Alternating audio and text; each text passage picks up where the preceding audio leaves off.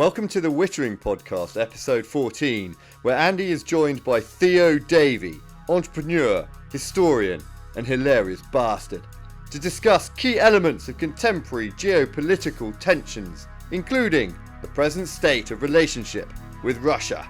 Don't fuck with these guys. And now here we are fucking with them. Well, I don't think we are fucking with them, really, are we? Well, we could be fucking with them more. They are fucking us. Yeah, but so they started the fucking. But they have been for years and years and years. Yeah. You know, this isn't a new thing. Yeah. How the Russians are beating the West at sub-threshold warfare. Are they influencing elections? Are they they own aspects of newspapers over here. So we're constantly at war with them, but it's not like a kinetic war at this point. It's a hybrid.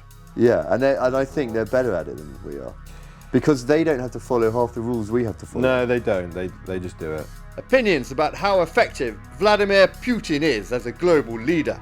A little bit of money they have in terms of weaponry development. He's chosen really well, got some handy bits of kit. He just danced around all the Western leaders. I think he continues to at the minute. He does. I mean, the sanctions aren't working. The endless subtlety of Russian state media.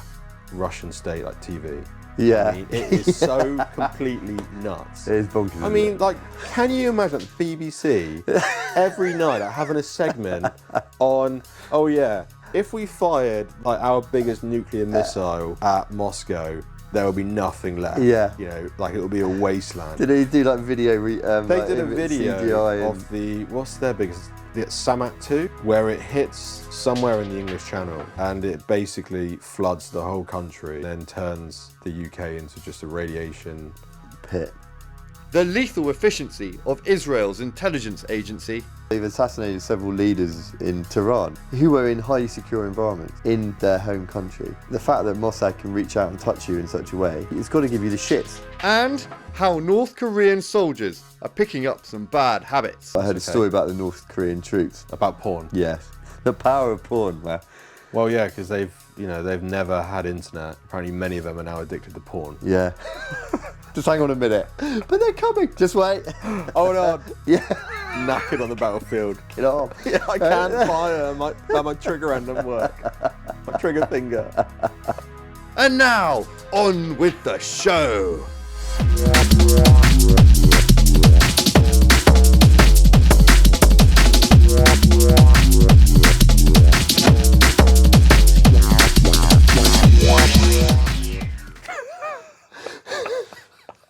I have no idea what I'm going to say. It's all fine. So welcome to the Wittering Podcast, episode 14. And I'm honoured and very excited to be joined by a top lad, one of my best mates. I've never said that before. I'm going to say it. It doesn't mean anything. What a moment. Well, it is a moment. What a moment. He's an absolute legend. I'll let him introduce himself. He's called Theo. He might tell you what his surname is. Who are you? Theo Davey is my full name. A bit about myself then. Have you not got a middle name? Paul. Theo Paul Davey. TPD. TPD. It's quite catchy. It is, but unfortunately that never caught on when I was a child. TP Davey. TP Davey. TP. Little TP. But it's toilet paper. When I go shopping, I put TP down for toilet paper. Well, there we go. Yeah. I am useful. Yeah, you're vital in many ways. I'm a master of one trade. Wiping arses. Anyway, sorry, I'm interested. Who are you? What are you? Who am I? I don't really know. Okay. What am figuring I? it out. There's I'm from Bute, Cornwall. Okay. Really. I've lived here most of my life, apart from a short stint I'm in Eastern Europe for 4 years. I'm a business owner, and I have been for the last year and a half, which has been a challenge, but I love it. Love the freedom, and that's in the space of AI / market research / employee experience, and essentially our business helps companies with two main things really, which is we help companies that collect much richer data, and then we help them understand that data in a more granular and emotional way. And then on the other side, it's the personal side. Yeah. So I'm a father of one, to a 5-year-old. I'm a bit of a war buff, as you know. Yeah. But that's not just what's happening in the world at the moment. It really started with World War II, and that kind of was a passion that I didn't know I had until COVID. Okay, yeah. Because during COVID, I started buying tons of memoirs, and not like memoirs from English soldiers or from Americans. What I wanted to do was to try and find out what the Germans were like, what the Soviets were like, because that's something that we don't really know about here. You know, if you think of any movie, any like documentary here, it's all about the UK and the US. I really wanted to try and understand what they were like. So I've bought probably 25 or 30 memoirs from German soldiers and also Soviet soldiers. And during my newfound passion, I really focused on the Eastern Front because I thought that was such a fascinating part of the war because it was just so brutal. Yeah. You know, it was so different from the Western Front. And and that's really spread now to what's happening around the globe at the moment. So, you know, I think since Russia invaded Ukraine in 2022, every single day I've been checking for updates, reading through like analysis, and yeah. So we used to work together during COVID, and I remember realising quite quickly that you were a historian trapped in a technologist, business, entrepreneur's body. It's a fascinating perspective. So I wanted to talk to you in a completely unformatted way about certain things, but mostly around war. I think because I know it occupies your head. It certainly occupies my head quite a lot. Absolutely. And I think the fact that you are a historian, bringing the sort of relevance from 80 years ago or whenever it was. About 80 years ago. It was really the 1930s, really. I suppose that's the equivalent of where we are now. Where we probably are, yeah. So where are we? Just in case someone watches this, it's November the 7th? 7th, 2024. Yeah. And Trump's just won two days after the US election, where Trump is now the 47th president. It's a big shock, not just for Americans but also Europeans. But did you think he was going to win or not? I hoped he wouldn't. Yeah. But why not? Because of where we are and his stance on Europe, and also France's stance on Europe, and he's been probably the more brutal about the UK and Europe in general. You know, he made a comment a few months ago that he doesn't care what happens in Ukraine. Yeah. And I think, well, there's such a lack of understanding of what that actually means if Russia succeeds in Ukraine. Yeah. Because they're going to be then up to the borders of the Baltics, Poland, you know, and we know that Putin, you know, he said that the collapse of the Soviet Union was the single biggest tragedy of I guess mankind. I think he said, or the history of Russia. Yeah. But I'm not surprised that you won, because look at what's happened here in Europe with the elections that we've had, not just in the UK but also in Italy, Austria, Germany. Yeah. There's been a shift towards the right. Yeah. You know, and if you look at the policies and what they were saying in the lead up to that versus what Trump's been saying, yeah, it lines up.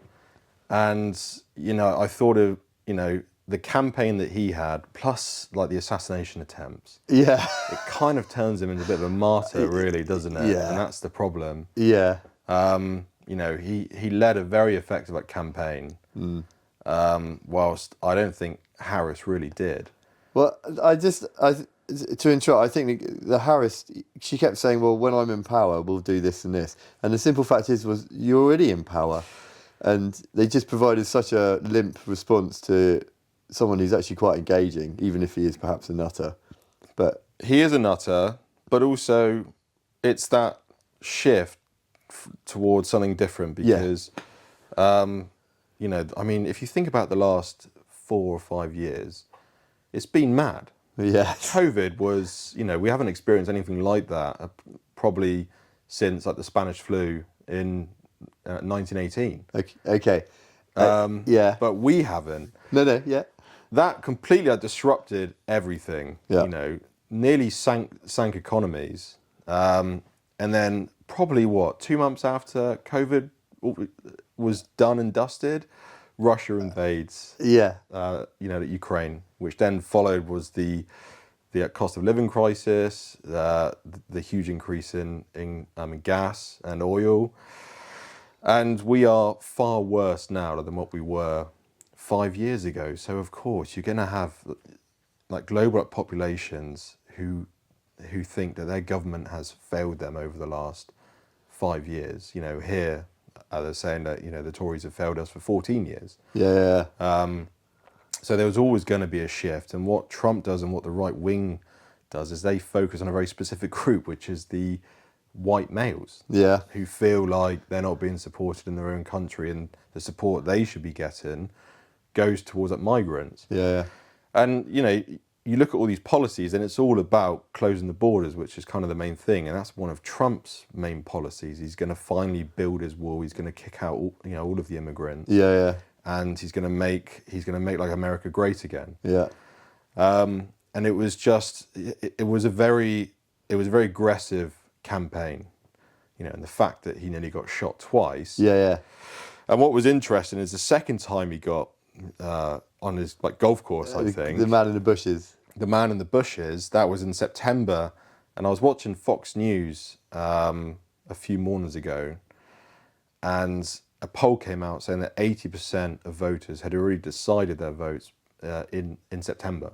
Really? And I just thought, you know, is that the fact that he again escaped another assassination attempt? And that sorry. Yeah, I mean, does that then, in people's minds, say, yep, you know, he's definitely the one who's going to lead us forward because he is badass. Yeah, and there was that association with that potential shooter with Ukraine because he'd been second one? Yeah, he'd been supporting Ukraine, and so from you mentioned at the beginning, from sort of NATO or Western Europe's perspective, the notion that America removes its pretty critical support to Ukraine, and I understand when Trump says, right, Europe, you should be dealing with this. You know, you look after this area. We've got to look after freaking China, Taiwan, and keep our eyes on China, on the Chinese dragon.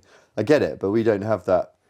We don't have the defence industry because we've been complacent for the last 25 plus years. Well, we've been fighting an asymmetric battle in the desert with a bunch of people very clever and fundamentally beat us because we had to leave. We had to again. leave. Yeah. And now we're dealing with a first nation army. Whatever you say about Russia, they got some pretty clever kit.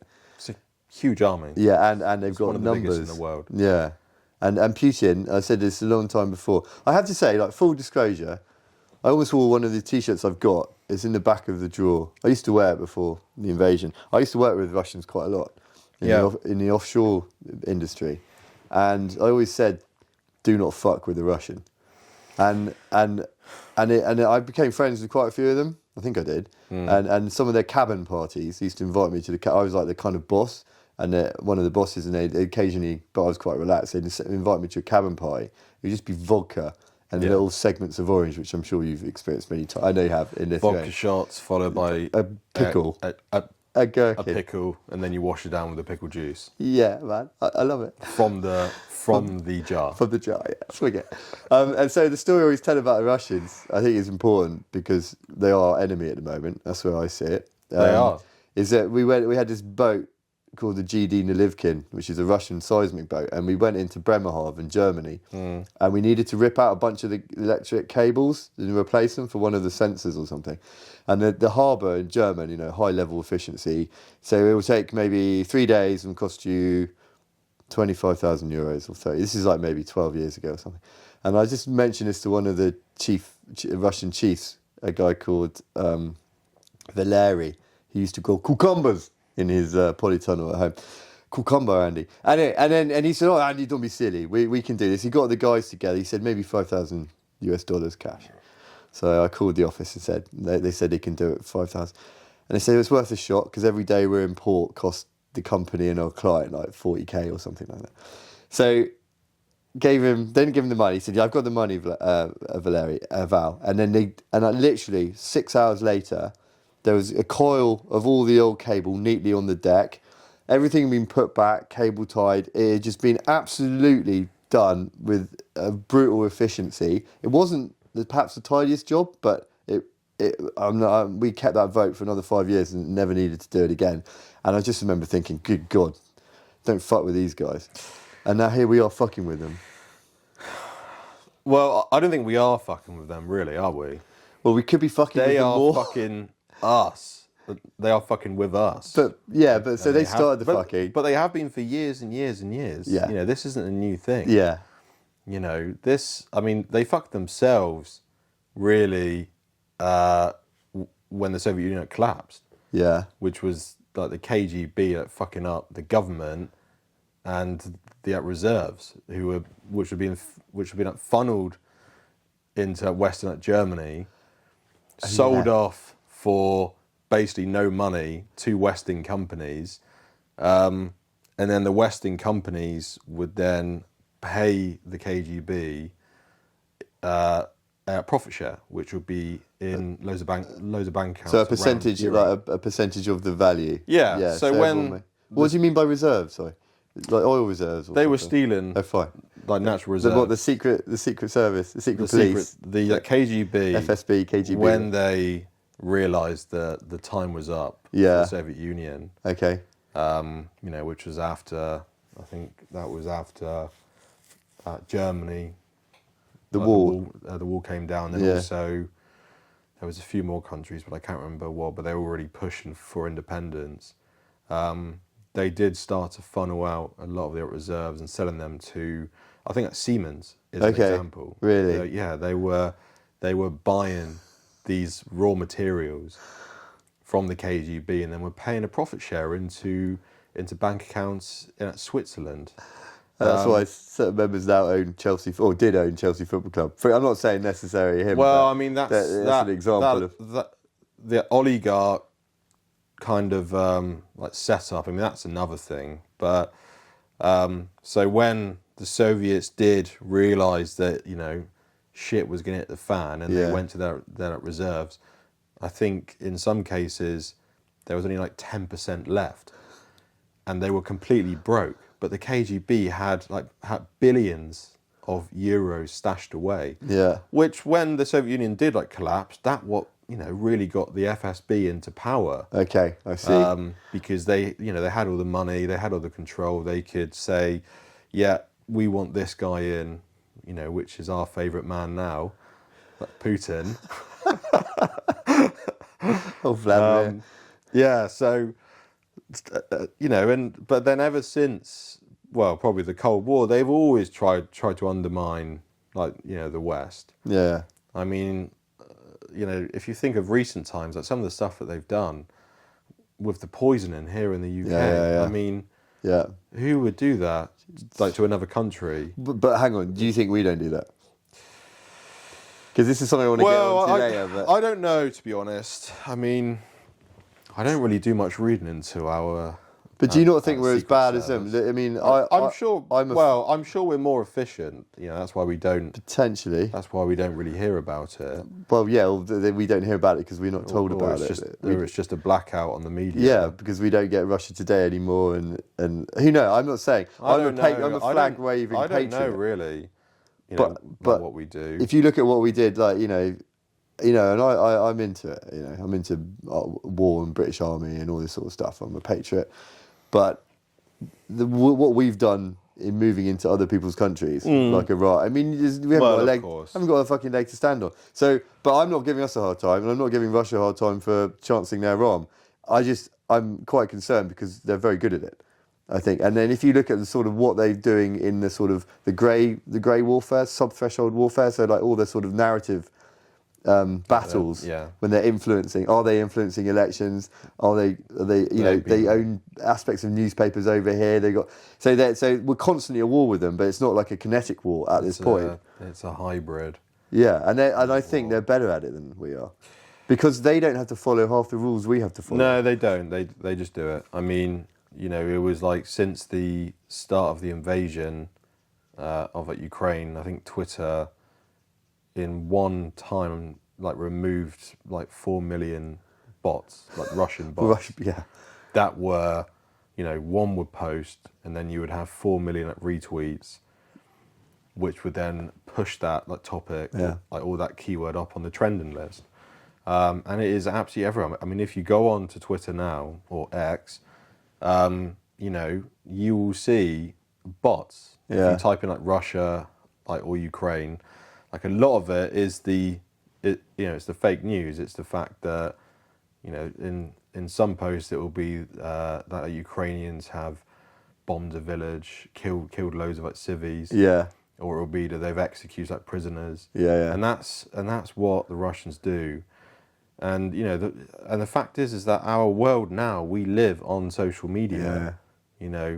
I mean, Twitter, I can't remember how many users they've got, but if you look at Facebook, it's got over 1 billion. Yeah. And you've got Threads now. With the elections, I had a thought this morning actually, because since Musk took over Twitter, he has made it a lot more open. Less censorship. Do you mean? Less censorship, which has kind of allowed all of these, these nefarious activities. But I was wondering this morning, Russia wanted Trump to win. Yeah. Musk wanted Trump to win. Yeah. He backed him, he endorsed him. Apparently Musk is going to get a position in the government. Yeah. Yeah. He's funded the campaign with tens of millions of dollars. Yeah. So if there was Russian bots that were pushing pro-Trump tweets, did Twitter actually stop it? Yeah. I mean, what was interesting is on the final night, Trump posted about Google. Yeah. About how if you search, I think the term was, where can I vote for Harris, and then where can I vote for Trump? Yeah. The former came back with voting stations. Yeah. On a map. Yeah. The latter, nothing. Really? Seriously? Trump called it out. Google said it's because Harris is a county, and that if you searched where can you vote for Vance, it would also pop up because Vance is a county as well. Oh, I see. Okay. But then they were trying to fix it. Yeah, okay. I thought, wait, hold on, it's the world's biggest search engine. It's a bit shit. And it's probably the most important election for many, many years now. Yeah. So surely the clever people at Google would have probably sorted out their... I don't buy it. Their keywords. Yeah. I don't buy it. No, I don't buy it. I don't buy it as well.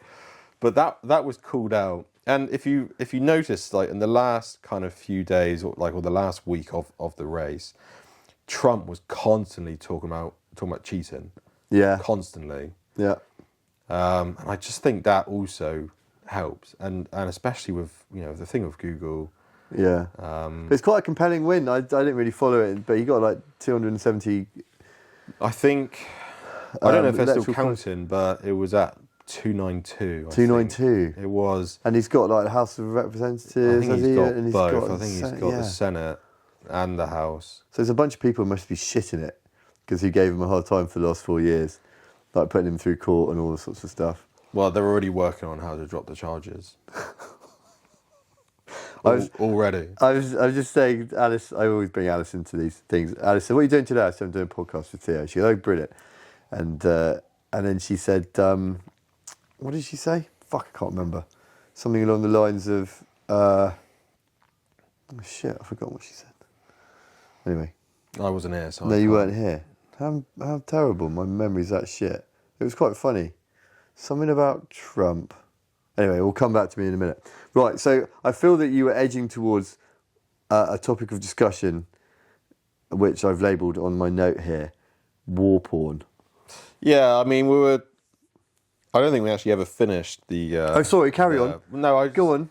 I'm trying to remember what we were saying 10 minutes ago, but it was about how do we feel about Trump winning. Yeah, maybe leaving NATO in the shit. Maybe leaving NATO. I don't know what power he has to do that kind of thing. It has to go for Congress, and the Republicans, they're not a consistent unit. There is divisions in there. I mean, if you remember the last year really, there has been certain Republicans who have been saying we need to provide aid. Yeah. So I would highly doubt that the US would ever leave NATO, because what if the US was ever attacked and they weren't in NATO? Yeah. There is that, but there's maybe not leave NATO, but if Trump gets to a position where he defunds the European expeditionary efforts. He tried to do it in his last term, because I remember seeing a video of he was meeting the NATO officials and also Angela Merkel in 2019, I think it was. Yeah. And it was about the funding. Yeah. But he did make, I think, quite a good point, that why should we fund you when you're buying gas from your sworn enemy? And this was when I think the Nord Stream 2 was in the work. Yeah. And he was saying, why are we giving you so much money, to protect you from an enemy, but then also you're building a massive pipeline from Russia to Germany, which is already, this is the second pipeline, and I did understand that, and this is why I think that Europe in itself has been naive, really, for so many years now, especially since 2000, which is when the Putin, that's when he came into when the power. Putin party started. That's when the Putin party started. But I think the opinion before the election was, no matter who gets in, they are going to reduce the support anyway. Yeah. Because I don't know if it was a kind of a key factor in the race, but it was certainly, we're spending I think it was $90 billion. Yeah. I think it kind of, I read that Trump was highlighted talking about we're not going to support Ukraine to the same extent. And then it was noted that Harris's narrative around Ukraine sort of disappeared. They weren't talking about it, and it was generally agreed that it wasn't really a voter concern. People have just lost interest in it to a certain extent. That's why she wasn't talking about it. So, but this brings in polls. Okay. Because it's been noted that the data that the Democrats were relying on, which is the polls, was completely wrong. Was completely wrong. And I think, if you look at the swing states, Trump, I think, won every single one. Really? Because, like with any data, and this kind of brings in the whole market research industry, is that there's a lot of assumptions about certain groups of people, certain demographics, that the Democrats got wrong. They got wrong. And I think certain issues with those demographics also played a part in the fact that... What do you mean, certain issues? Well, there was a lot more, I think, black voters. Okay. For Trump. This year, black males. Yeah.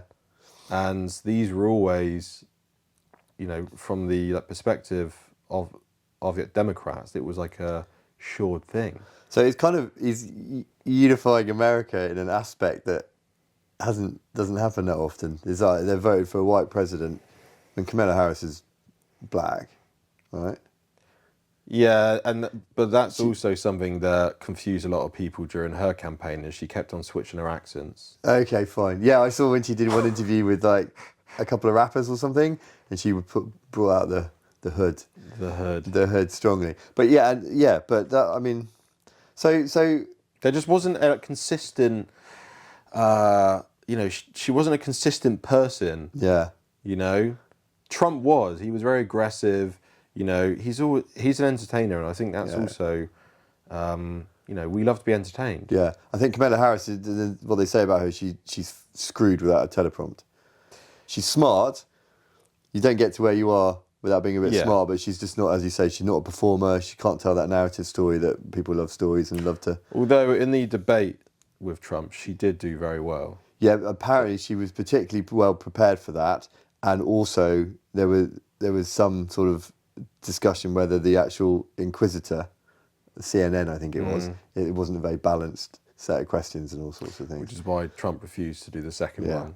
So maybe. Yeah, well, something, but who knows? I mean, who knows? But it sounds like quite a compelling win for the Republicans and Trump. It was. Is he going to go back? So 78. People, I don't know. You don't know what to believe. Has it been put out there? I don't know. And is he getting a bit more? Thing with social media. I mean, there are videos on social media of him looking a little bit like clumsy on his feet. He's 78's old, man. He's 78. What? If you look at Biden, if you compare Biden with Trump, you would say, well, Trump's much more with it than Biden. Yeah. At the minute, but that's what Alice said. Is this the best we've got? Trump or Biden? You know, or Harris? Surely we must be able to do better than that. I'm not well informed with the US. But, okay, is this the best we got? Keir Starmer and... Well, I mean, you know, if you're going to bring in like the UK as well, I mean... Putin, I've always said, this is what I was saying about when I went off on one about working with the Russians, I always lauded Vladimir for what he's done. He's a badass. If you want to go in a particular direction, you need autocracy for a period of time. I'm not saying it's a good thing, but if you want to go in a particular direction, you need executive control for a period of time. Well, he's had that. He's just ruthless. Yeah, exactly. And he has achieved things like, if you just look at the little bit of money they have in terms of weaponry development, they've got some he's chosen really well, got some handy bits of kit. Yeah. And he just danced around all the Western leaders. I think he continues to at the minute. He does. I mean, the sanctions aren't working, really. And it's quite embarrassing, really. They did a report on how many days of the war has each country funded Russia, and I think Germany is in total I think it's like over 700 days that Europe is still funding like the war because we're still buying. Yeah. And also we're buying or we're selling to ex-Soviet states. Yeah, there was like one quarter where I think imports to Kazakhstan rose by like 4,000%. 4,000%. It's like okay. Why is that? Another thing's insane. It's the dual use goods. That's that's what China is now actually going to control. Yeah. What do you mean? Sorry. They're gonna put down restrictions on the exports of dual use goods. China are? What, to who? To everyone? Including Russia or just the West? I think like publicly to everyone. Yeah. Because they've always tried to stay in the shadows, but everyone knows, I mean it's like Iran. Yeah. They've never actually said that they're supplying Russia with drones. Yeah. But they are. Yeah. Because everyone's seen them every day for the last 2 years in the skies of Ukraine. Yeah. And China, I think, is the same, but they're not, I don't know if they're actually supplying lethal aid, but what they're supplying is the dual use. It's and I think drones is probably the prime example of this. It's like 10,000. How many drones a month are probably used? I know about 6 months ago I heard that 10,000 drones were being denied, as in were being killed electronically a month. So it must be at least 4 times more than that, or at least 2 times as much. I mean, Ukraine said that they can produce, I think, 1 million a year. Yeah. Okay. So it's just a fucking drone fest. It is a drone fest. It is an absolute drone fest, and like honestly, I look at the footage on a Telegram and I think, wow, that must be absolutely petrifying. Being chased by a drone. So let's go. Okay, so I got some questions. So here we go, and because I want to get onto war porn, but it's kind of like war, right? Would you admit to having a fascination with war? Have you ever been to war? I just want to clear this up. No. I've never been to war, so we don't know what the fuck we're talking about. No. But I'm an armchair warrior, I think. But I have a fascination with war. I have since a very young age. I do. I think, I don't know. I mean, I wasn't brought up in any particular way. Yeah. I was just, like from a young age, I was always interested in war movies. Yeah. And that has just stayed with me, and I've just always been fascinated by, by like World War II, like for example. I've always just found it so interesting. Why? Might not be easy to answer, but I don't know exactly why. I think it was just a war of that scale. Yeah. And it just like consumed the whole globe, and Europe was absolutely devastated. Yeah. I think it was also like just the amount of people that lost their lives. Yeah. It was like 68 million people died in 6 years, like because of World War II. Insane. 27 million of those were in the Soviet Union. Yeah. They made quite a contribution. Well, they did, but that was also their kind of style of fighting. They just sent in meat to the meat grinder. There was an article that came out about the fact that in Moscow, which has been kind of a little bit sheltered about from the Ukrainian conflict because they're not recruiting from Moscow so much, they're or from not. St. Petersburg. They're doing all, but it's with social media, like you mentioned, and with some fairly public news still getting around that it's a meat grinder for Russia. Like Russia is just losing so many troops, and then there was a piece about why do Russia still support this, and they do. Majority of Russians, again, it's a poll, so who knows? But the majority of Russians seem to, we support this because it's part of their mindset, it's part of their psyche. It doesn't seem unreasonable to them that people are losing their lives in the defence of Mother Russia. I mean, that's the propaganda that's been fed to them since the communists came into power in 1917. Yeah. It's just the communist way. You have a shared goal, Yeah. and there will be sacrifices. Have you seen that YouTube guy? I think he's Russian. I think it's straight up. He interviews Russians on the street. I was going to mention that. Yeah, okay. But I was trying to think of the name of the channel because I can't remember. I used to watch that, and it was interesting because there was always, yes, we absolutely do support it. There was a few people who were honest and said no. But then a lot of people would say, sorry, I don't want to talk. Yeah. Because they're scared. Yeah. And rightly so, because, Russians are very effective at clamping down on anything which doesn't align with what the Kremlin wants.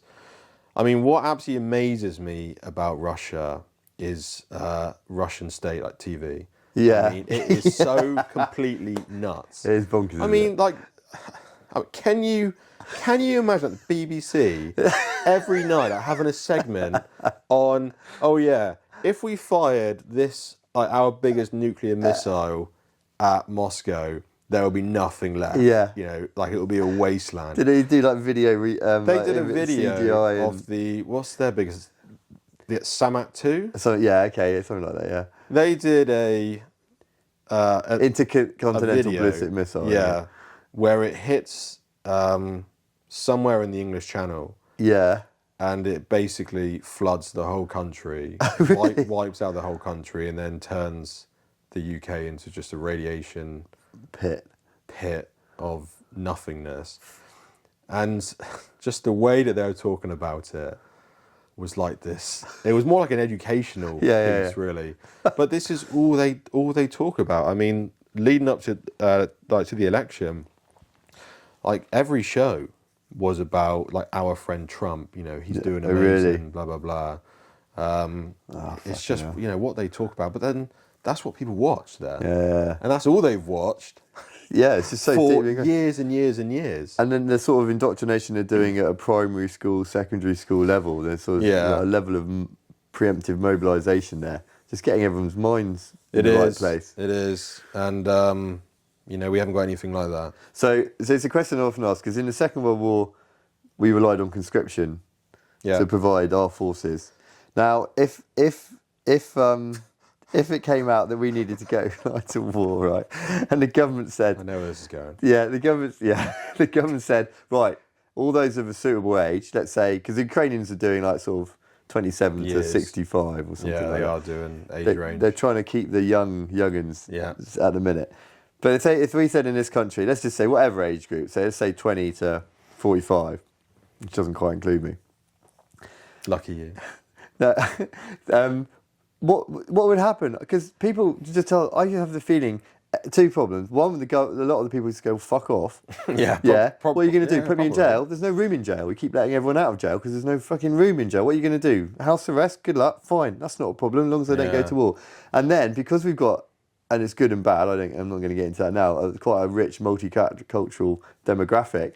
If you're from Egypt or Canada or France or whatever country, and then you get asked by your new nation to go to war on their behalf, I wouldn't blame anyone going, no, fuck off. And also, do you want to be fighting with someone, like with a Russian? You know, obviously that's an extreme example. Can you trust? You know, and so okay, so fine. The only people who go, and I'm role playing here. The only people who go are like white, right? What's left in this country? I'm not expecting answers to any of that, but these are just the sort of definitely thoughts. not going to answer the last one. Yeah, this is just the thoughts that go through my head. I do sometimes think about a draft and how it could potentially happen. I mean, one of the thoughts in my head is that like the eldest son in each like family would go. Okay, yeah. Potentially as a first. No, but it has to be eldest person. The eldest son. Why does it have to be son? You're being gendered. Carry on. No, Ignore I that. am. No, I take your point. You'd have one kid. They would have one per child, family. like to start, which I don't know what that would give us in terms of numbers. I mean, I would be going. I think that's kind of why I think about that scenario, because I do think, you know, what if? Now, right. What okay. if? So, right, we're going. Well, this is why it's called the Wittering, because we go all over the place. So, so in no particular order, a lot of people go, gosh, I'm quite intrigued. I've often thought like Vietnam was my favourite conflict, okay, because it was the first time there was like more open source reporting, and it wasn't quite state controlled at that point. What would it be like to actually go to war? Do you, they're saying you don't really know yourself until you're in an entirely shit situation. Okay, so going to war, a pointless war, that would be a particularly shit situation. But I don't need to go there to know that as soon I'll be quite fascinated by war, and I kind of want to go Until the first shell hits. Yeah, as soon as it says, well, you're going, I go, no thanks. Or the first drone. Yeah, like you hear the first drone. Like, fucking whizzing around. It'd just be absolutely shitting it. But and then because we both got kids, I often think I've been saying a lot recently. I like change. I like crisis. I like the tumult because it makes life a bit more interesting. My approach to risk is that way inclined. Okay, bring it on, probably be all right. But it's all changed since having kids. The notion now all I care about is looking after them. If it was just me, I'll be like, you know what, I'm up for it. Let's see what happens. I don't want to get tortured, please, and I'll probably regret saying it, but I'm up for it. But now I'm like, I'm not up for it, and I definitely don't. I definitely don't want my kids going. Yeah. No, I don't. I love the country, but I mean, my daughter's 5, so yeah, we should be. Should be alright. I don't want to go to war, but with my scenario that I was at playing out, because I've got 3 younger brothers. Yeah. So I was like, okay, if it was a one son from each family, then obviously as haven't you got a slightly dodgy knee? No, it's my ankle. That's your ankle. So I don't know how far that would get me, to be honest. No, but you've got the. I'm not saying your brothers haven't, but you've got the brains that you'd quite easily be in the ops room. If a draft came, you would imagine that it's because things have hit the fan, wouldn't you? Yeah, we are losing a huge amount of people. Yeah. I mean, but can you imagine the size of the European army if every country then did a draft? I mean, would there actually be any space on the battlefield if you had like an additional million soldiers from each country? How do you even supply them all? That's it, man. That's and that is, and that's what the Europeans for the last 2.5 years, nearly 3 years, they've had an opportunity to increase like defensive, production and spending. Yeah. No one really has. No.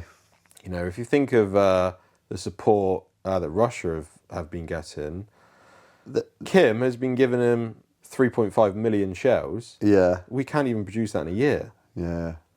Can we not? No.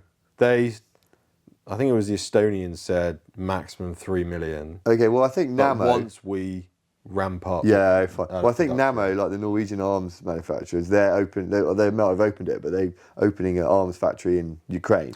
Quite a few are. So- The German one, Rheinmetall. Yeah, Rheinmetall, yeah. Yeah, Rheinmetall. And then... They have. Yeah, okay. So war, War would be horrendous. We cannot let it get to that point. But so go back to like 1935 Andy and 1935 Theo, yeah. having a discussion about what's going on in Europe and going, Well, when did it all start kicking off? well, if you look at, was it When Chamberlain? did Hitler come into power? Oh, Christ. 1934? No. A bit earlier than that, I think. I don't know. But he then went on a massive economic program that got a lot of people jobs. He did really well. He did really well for a number of years. But what we didn't realise then, he was actually preparing Germany for war. Yeah. He was building all of the motorways so he could transport all of his panzers around quickly. He was doing all of that. And buddying What was up the with... first? First of all, it was at Crystal Nacht, which Yeah. was the kind of the first event which raised eyebrows. Yeah, a lot of fuck's going on over there. Then there was the Austrian referendum Okay, to join the German Empire or the Third Reich, and then it was Czechoslovakia. Okay. I think. What was the land called? Ryan, not Rhineland. Sudeten. Sudeten. Yeah.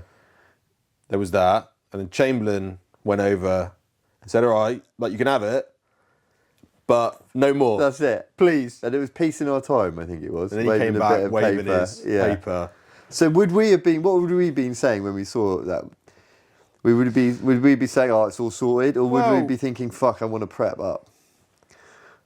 If you think about back then, there was no social media. There was nothing. You got your information from the news. Yeah, but okay, fine. And how quickly would information travel back then? Really, I mean, someone in Germany maybe a journalist or businessman or something, or a businessman were like, "Oh, guys, actually, there's a lot of activity here." No, but even if you just believe the mainstream media of the time, that's because that's all you've got. Yeah. You can still make a judgment call about the sanity of a particular individual who seems to be...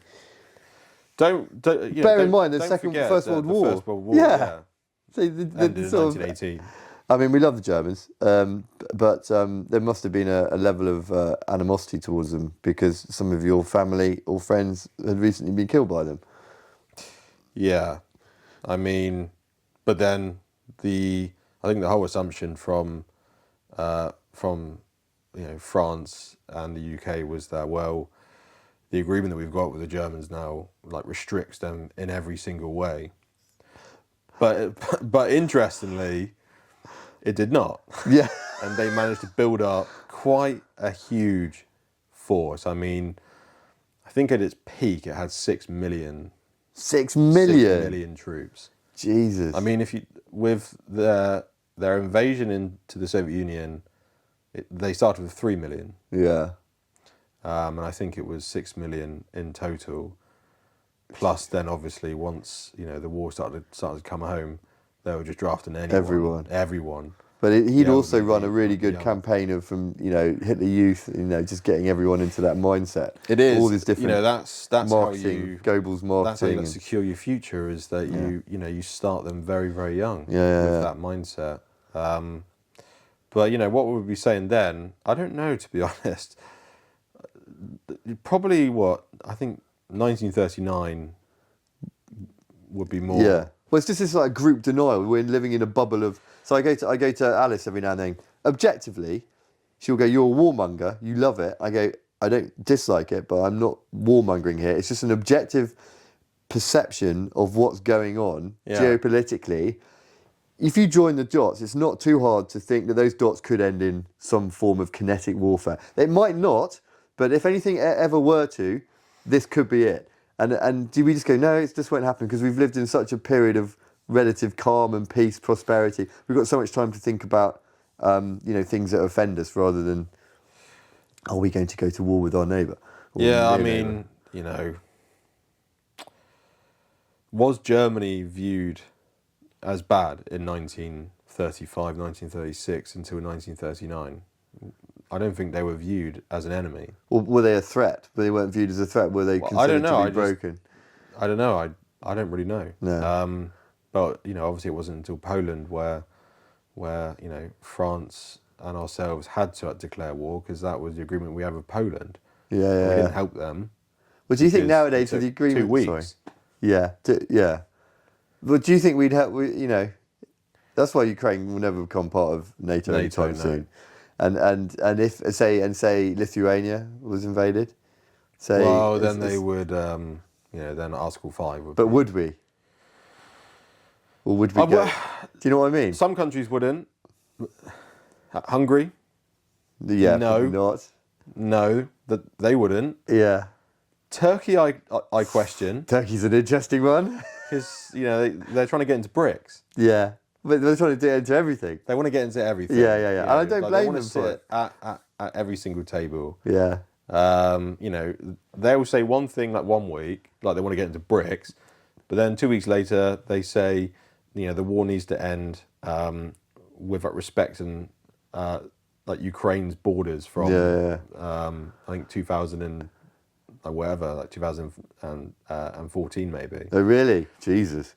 But it's like, well, that's the complete opposite of what you're doing. I mean, why are you trying to join BRICS, which is basically ran by Russia? Yeah. But then on the other hand, you're saying, well, actually, what Russia has done is really bad, and you need to give back the land that you've already taken. So you're talking nonsense. They're trying to hedge bets.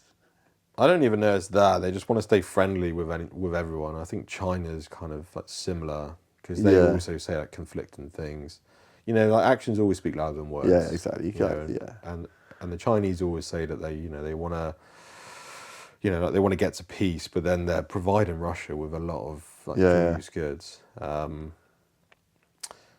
mean, where even were we with World War II? Yeah. Well, hang on. No, wait. I can't remember. That's fine. Wait, hang on. Let's just stop and then... Let me go for a wee. Okay, yeah.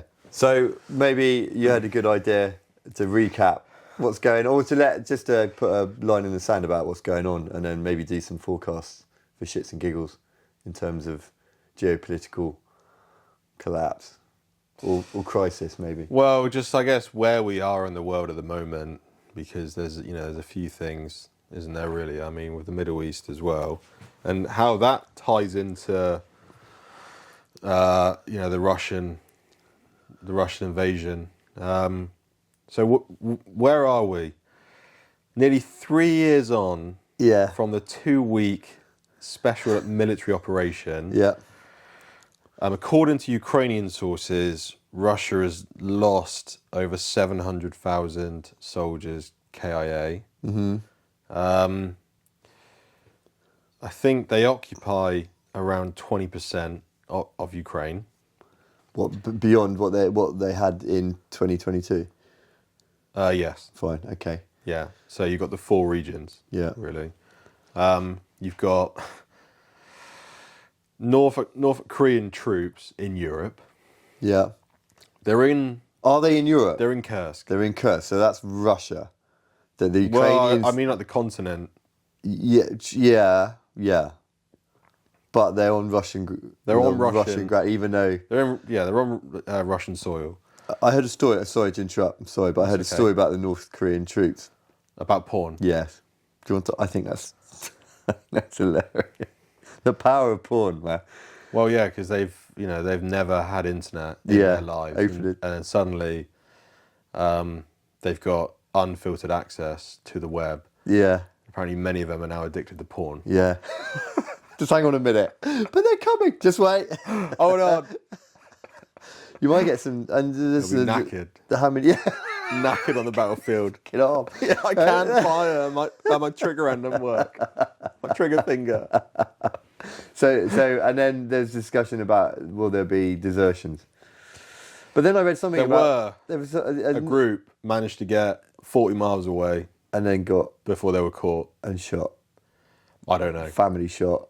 Probably. But then he's saying that there was a story.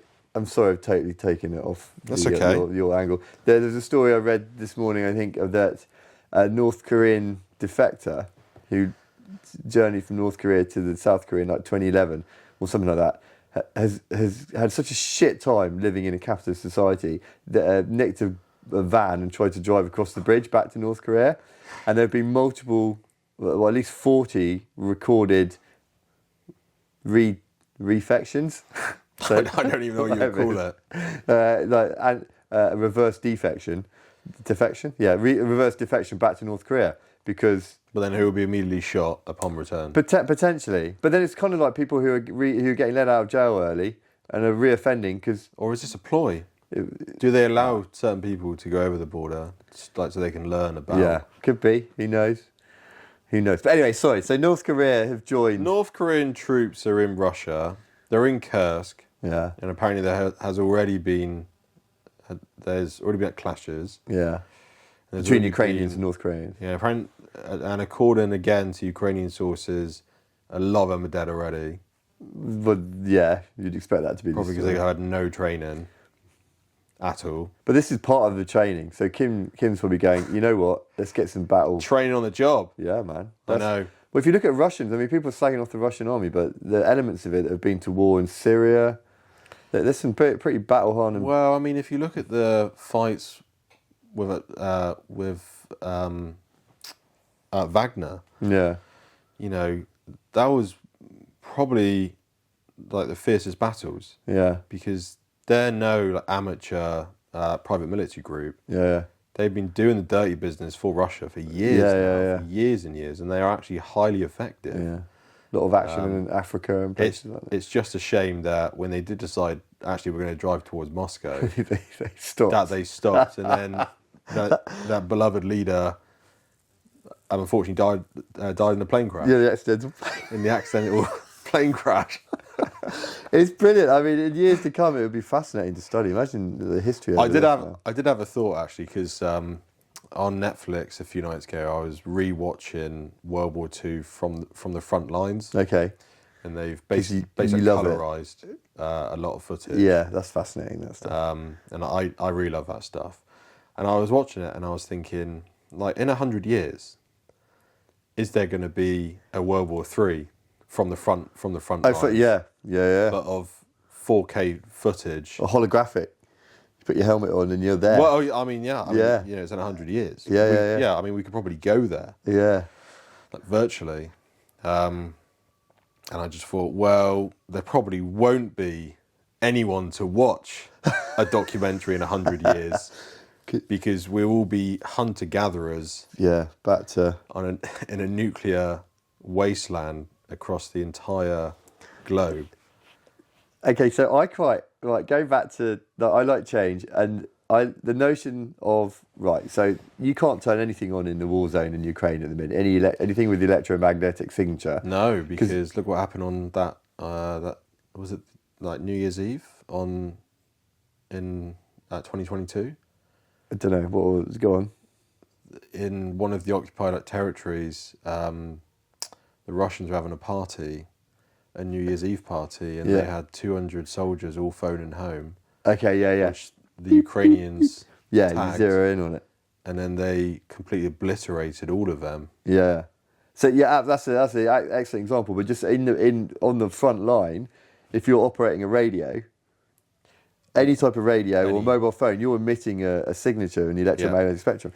Easy to pick up on that, and then you've got, like, you know, depending on what sources you talk to, between like sort of 2 and 6 minutes to move before, if you're in an interesting position, they've got some armaments handy before something kinetic lands on your head.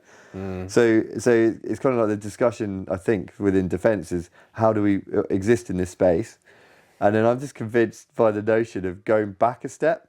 We've got to do digital transformation. We've got to enable the battlefield with AI. And then you've got Google, who need to build 7 nuclear reactors in order to power AI. Do we need AI that badly? What about if we went back to like Sopwith Camels, like a World War I biplane with a Vickers machine gun? It's got no electronics in it. Yes, it's got a bit of a signature, but you can't kill it with electromagnetic. You can't use electronic warfare on it. I think going back, and then Russia can like block the GNSS, the GPS signal. How can we target anything if we don't know where the fuck we are? Yeah, well, we used to be able to do it with a map and a prism compass. Yeah, do we need to make sure we can still do all that shit and then go back to that simple times, all the way back to like a post-apocalyptic? Okay, and then it follows into the supply chain. I know this is to do with leaving Europe, but I can't get Heinz mango curry sauce anymore, which is fucking upsetting for me. It's not in Lidl, it's not in B&N. All we get is like, if you look in Morrison, it's fucking great, mate. I used to buy it in Norway, I loved it. And all we get is ketchup, mayo, and like a burger sauce. The selections, which is just a mix between tomato sauce and mayo anyway. Yeah, but exactly. So it's kind of like we've had all these things, and now we've gone brown sauce. And brown sauce, of course, yes. And then, but that's local, isn't it? I hope. But then we've gone back to. But let's go even more. We don't get avocados anymore because we can't. We can only eat what we can grow in season on the British landmass. We can only use technology that we can develop, both the minerals and the IP that we can develop on the British landmass. It's actually, I quite welcome the notion of going back to simpler times when you only eat apples when it's apple season. Yeah. Or unless you've got a polytunnel or something like this. I find that almost, maybe because I'm getting old and becoming a cantankerous old man, but almost that simplification of life. Once we go through the, oh my God, I can't turn this on and it works, or oh my God, I can't have an avocado whenever I want. Once you get over that change, then maybe it's actually for the best. Farming would be the most important industry in a time of war. You need to feed a nation. Yeah. I mean, look at World War II when it was just us left in Europe. We could still eat. Just about. We were getting shipments, like rations. Yeah, but shipments from America. Yeah. But like we would use like carrots to make apricot pies. Would we? And stuff like this. Oh, I did not know that. It's very good. I did. Have you had it? Did you try it? Yeah, I did. As part of your historical research. And it tastes like fruit. It tastes like a sweet fruit. Yeah, I mean, and I guess one of the issues in the world we live in is that we are so connected. Like globally, we're so connected. I mean, with Russia, that had a massive impact on our gas prices. Yeah. And our oil, because we sourced much of our gas and oil from Russia. Yeah. I sometimes think about what if NATO and China went to war? The impact on everyday items would be ginormous. Yeah. Because look at any label on anything, it's pretty much made in China. So, and I think, that has to be a concern and probably one of the factors why actually no one's really bothering with China at the moment. Well, here anyway, the US have said it's their biggest challenge going forward. But, I can't imagine what it would be like. I mean, imagine if we did then have to produce everything in England. You would have Next T-shirts like this one that would cost probably £100. Yeah, potentially, but they might have to. Yeah, well, things might have to change on a more fundamental level because no one's going to be able to afford to buy T-shirts. No. So someone's going to come up with a. So what happens? I don't know. You wear less T-shirts, or the T-shirts are less good quality, or we figure out. Or we lower the minimum wage to about £1 an hour. Or something. Yeah, we start hiring children to make our clothes. Yeah, well, no, I mean, like, a whole sort of inflation, the whole economy would be absolutely rocked. A word. But this is what Trump wants to do in the States. Not, I think, I don't think like T-shirts, but he wants to bring a lot of the manufacturing back to the US. You want security. You want your mainland security in terms of your supply chain. Yeah. I mean, like one of the things that really annoys me if I go into a supermarket is that you have like the wonky veg like section. Yeah. And I think why do you need to single out like wonky veg? I mean, this is what veg looks like. Yeah, You know, yeah. This is Yeah. if we grew it naturally in a field. Yeah. This is what it would look like. Mate, Not this like Yeah. this like deformed, mutated.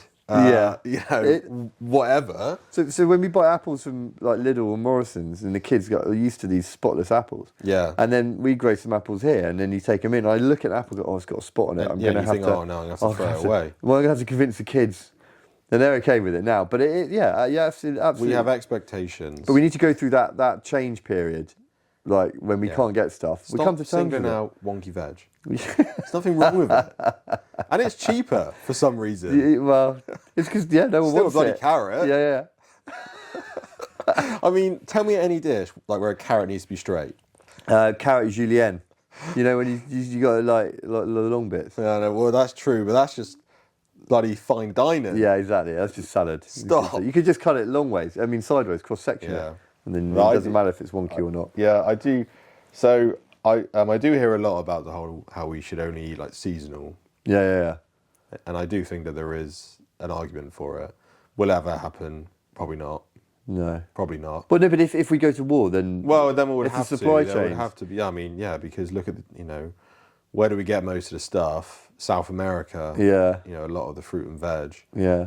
Well, that'll be cut off. Yeah. Exactly. But I'm okay with it, and I think we'll all be okay with it once we get used to it.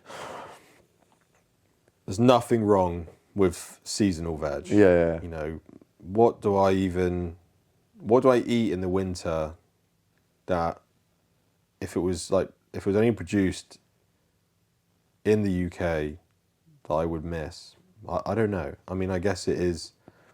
I guess like bananas. Yeah, bananas. The ability to buy strawberries all year round. Strawberries. That's abnormal. And you can tell it's abnormal because when it's not in the summer, they're a bit shit.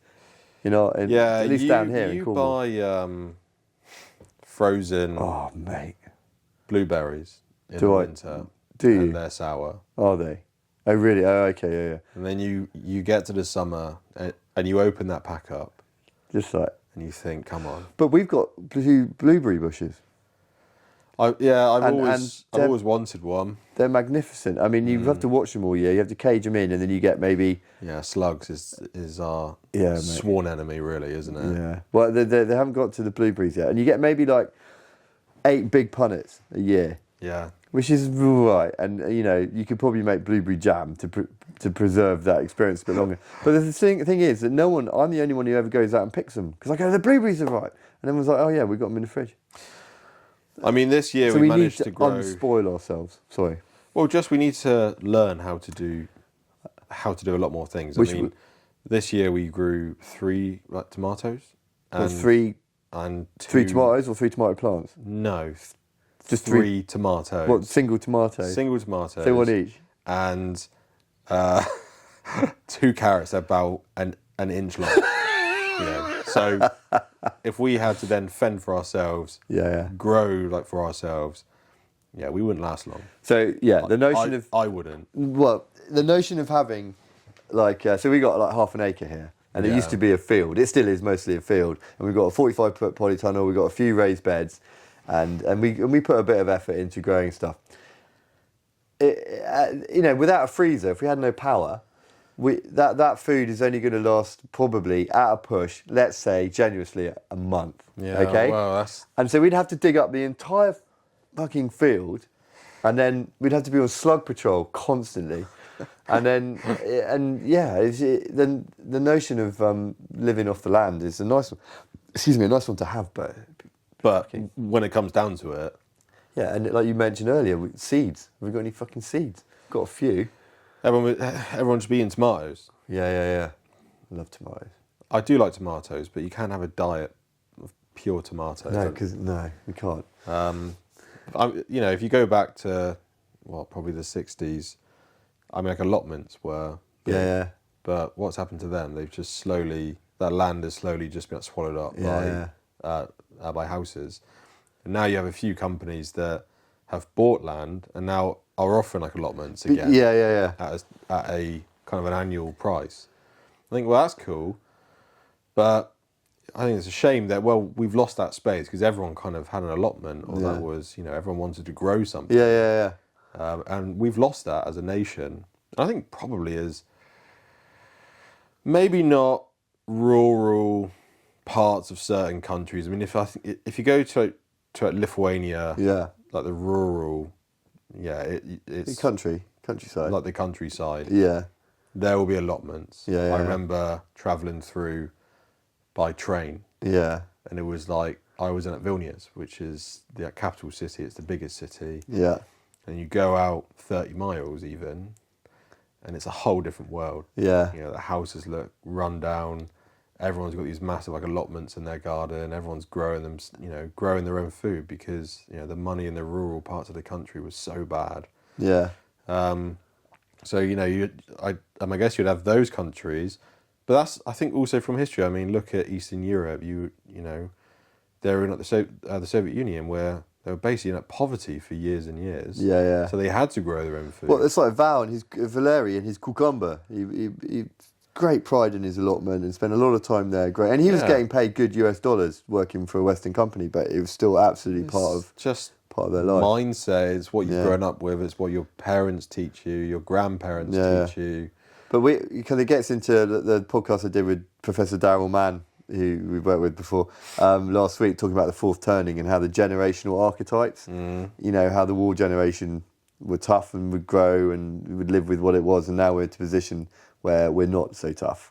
And we expect everything, we're entitled, we expect everything on a plate. Yeah, but that's what, Gen Z, everyone, quite a lot of people say it's the worst generation, but they've been raised by... Yeah, exactly. It's not really their fault. It's just if you believe in the fourth turning, it's inevitable. Yeah. The fourth turning theory.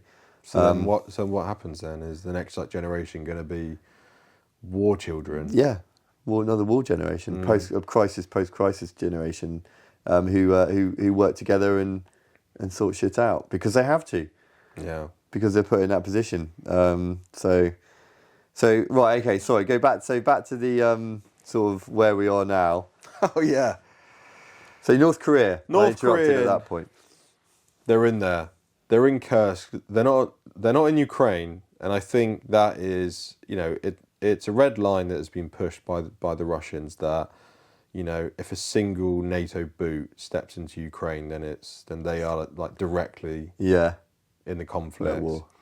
And I do believe they're also kind of looking at North Korean troops in that way as well. That if they do step into the front lines in Ukraine, then that is an escalation. Which you look at Poland, I don't think they would hold back. No, I think they would go in. Yeah, France. They've said France even mentioned it. I was surprised about that. France mentioned it. But Poland, I believe, because they're right next to. They've got next Belarus precedent. Yeah, for this sort of thing. Yeah, Poland, 100%. I mean, one of the things that I've read is basically cutting off 3/4 of Ukraine with NATO troops. What do you mean? Sorry. You limit the front line essentially. Oh, I see. Okay, that we would occupy, that NATO would occupy large parts of the country. What's the big river that goes through? I want to say Danube, but it probably isn't. The Dnieper? Yeah, has that got a silent D on it? Or is it just the Dnieper? I don't know. Because it has got a D in the spelling. Yeah, it does. That runs through, and there was one kind of idea that, well, we could occupy the left bank. Yeah. So Russia then would not advance past that. So they would be able to occupy maybe 30% of the country, but if they cross the river, then that's a war with NATO. Even if Trump sort of because he said he could solve the war in one day, 24 hours. 24 hours. Even if and it's going to involve Putin's can't lose face, right? So he's going to win some of Ukraine's land that he's got already. Well, Ukraine aren't going to like that. But even if Ukraine are made to deal with it, suck it up. You can't have Putin sitting there. He's not just going to go, right, that's it, job's done. Or is he? I don't think so. My prediction is there was murmurs of a potential peace plan that Trump's advisors have already been developing. that came out this morning on Telegram. Oh, yeah. And it was that the war would be frozen, Russia would occupy what it's got, they would build a big DMZ Demilitarized zone, where the front line is. Yeah. Russia would keep the 4 regions. Ukraine wouldn't be able to join NATO for like 20 years, but in return, the US would keep on supplying them with weapons. Okay. As like a counter, because the Russian peace plan is, it's absurd, but it is Russia. Yeah. So they want to cut the Ukrainian army to 50,000 troops. Okay. And Ukraine have to pay for the damage in, I think, like Donbass. Okay. They can never join NATO. They have to stay like a neutral state. Yeah. And it's this kind of thing. It's like, well, then Ukraine basically won't even exist as a country. And, Russia would just then be able to have the time to slowly sneak in through through the government. Exactly. But Telegram is great. Yeah. But I don't know, I would be surprised if a peace plan, which has literally started being developed, or maybe has been developed for quite a while. Maybe Trump's been talking to Putin, or their people have been talking. Apparently they have spoken. Yeah. I mean, like the official line from the Kremlin was that is that Putin has not phoned Trump. Because that sort of association might damage Trump in the pre-election run-up. Yeah. Potentially. Yeah. Amongst the majority of Americans. I just don't know if Americans, do they truly understand the risk? And this also comes back to World War II, because let's remember, the Americans didn't want to join the war. Yeah. It wasn't until Japan Pearl Harbor attacked, which still was not going to bring the US into the European theatre, but then Germany then declared war on the US, and Churchill, clever man, legend, had already agreed with the Americans that if you join the war, you would have a German first policy. Okay, yeah. So you have to send the bulk of your forces to Europe, whilst you also fight the Japanese. I didn't know that. Oh, interesting. Okay. Yeah. So, I've suddenly just struck me as this very similar situation where America's got European front and European front and Asia Pacific front. Yeah, Pacific front. Shit. Yeah. But then there's the Middle East. Well, actually, there was a bit of Middle East, but not. It was didn't have Israel in North Africa. Yeah, but was the front. Yeah, but you didn't have Israel in there at the time. No. So really, adding another level of. I don't want to say complexity, but it is. But well, it's the same kind of incendiary presence. Same kind of. It's three theatres really, but obviously the Japanese. China. I don't know. They haven't done anything really. Apart from always threatening Taiwan. I can't remember. Before World War II. When did the Japanese and Chinese war start? In 1935. Yeah. So the Japanese were already warred up, and they were already trying to dominate the that whole region. Yeah. Because they went initially on that whole island hopping campaign. Yeah. And also took a lot of the British Empire. Yeah. And now it's just China at it. It's amazing how these things come out. So, have we done enough baselining? Because I want to get at some point into predictions. Well, we haven't even mentioned the Middle East yet. Okay. Because of Israel. Yeah. Israel. Because at the minute, are we waiting for Israel to do something to Iran, or we are Iran waiting to do something to Tel Aviv? For Iran. Is it Iran's turn respond. to counter? But it's expected that if Israel identified that their forces are ready to, because I think the next response from Iran is predicted to be 400 missiles, which would target one of the infrastructure of Israel, especially their water But it's just tiny. I just can't get away with the fact these are such a small. Well, it is. And they're surrounded. Yeah. And I know they've got great kit and they're very dedicated personnel, but you just can't. You could just get swamped one way or the other. They're managing it at the moment, but then again, they're kind of doing like one at a time. You know, Hamas. Yeah. They just got obliterated. Yeah. You know, Israel just blew up basically the whole of Gaza. Yeah. Because of all the tunnel systems. Yeah. And they're doing it again now in the north. Hezbollah. They're just blowing up loads of tunnels. Yeah, and they are constantly airstriking. Yeah, the leaders. The average lifespan of a Hezbollah leader is 4 days. Jesus. They are brutal. Yeah. They're like relentless. I understand why as well, though. Must be fucking. I scary. do, but this is also how they've been for years and years and years. Yeah. I think since the Munich massacre, they've said like never again are we ever gonna let anyone strike first. Yeah. If there's any threats, we will strike first. No fucking about. No, and it's like Iran. So if Iran was preparing a strike, I think like Israel would go first. Yeah. I don't think they would sit back and just.